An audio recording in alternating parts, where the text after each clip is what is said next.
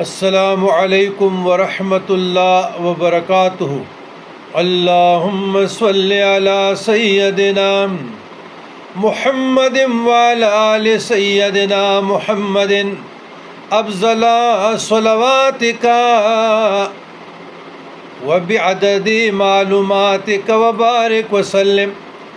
جزا اللہ عن سیدنا محمد صلی اللہ علیہ وسلم ما هو اہلہ۔ رضیت باللہ ربا وبالاسلام دینا وبمحمد صلی اللہ علیہ وسلم رسولا نبیا۔ عزیزان گرامی، مراقبہ 28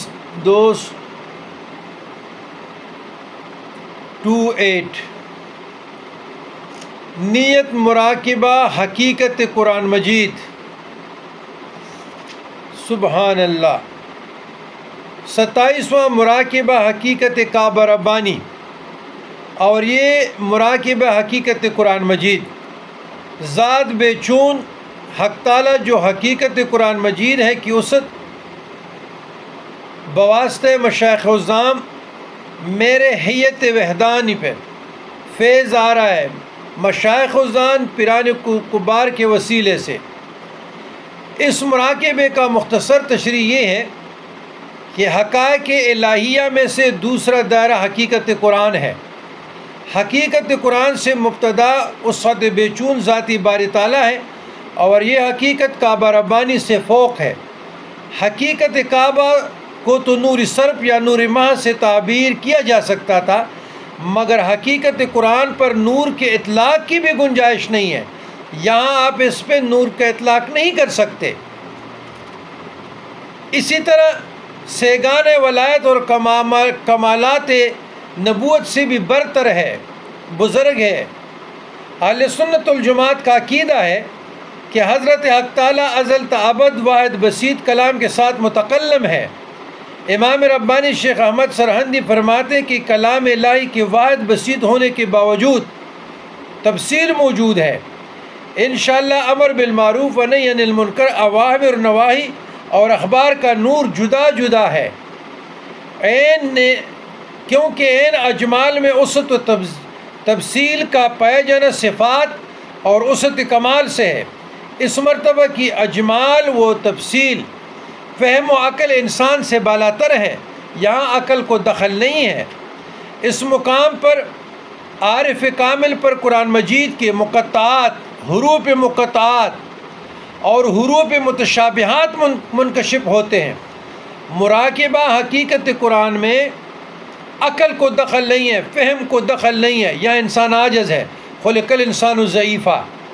یاد رکھیے گا، ادھر عارف باللہ پہ اللہ سبحانہ وتعالیٰ کے فضل و کرم احسان سے یختص برحمتہ من یشاء ہو جاتا ہے، خاص پرتو تجلی جب ان پہ پڑتی ہے تو حروف مقطعات جو 29 الف لام میم اور متشابہات یہ سالک پر منکشف ہوتے ہیں۔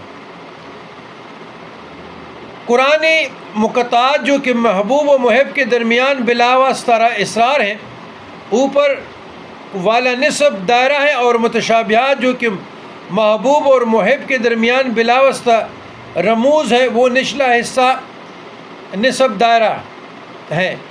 اب دیکھیں نا، ہم ایک دائرہ بناتے ہیں، یہ دائرہ ہو گیا، ٹھیک ہے؟ اس میں لکیر سینٹر میں کھینچتے ہیں، اوپر لکھتے ہیں حروف مقطعات قرآنی، نیچے لکھتے ہیں متشابہات قرآنی، سائڈ پہ لکھتے ہیں، ادھر اور دائرہ کھینچتے ہیں، اور ادھر لکھتے ہیں حقیقت قرآن۔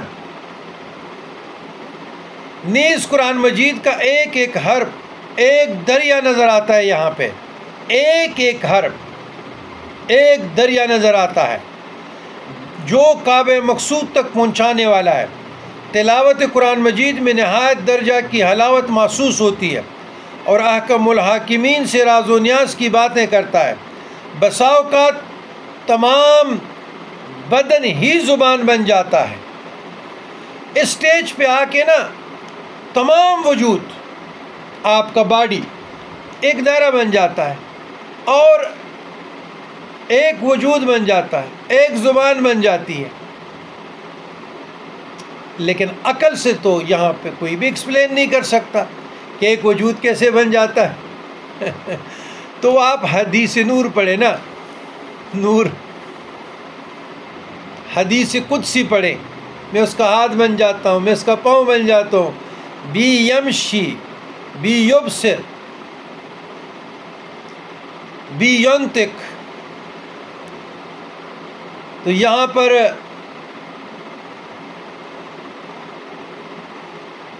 اللہ تعالیٰ کا قدرت کا شان نزول، رحمتوں کا نزول بندے کے وجود پہ ہو جاتا ہے، اور وہ کیفیت سالک جانے اور وہ جانے، یہ اللہ کے اور کرم کے فیصلے ہیں.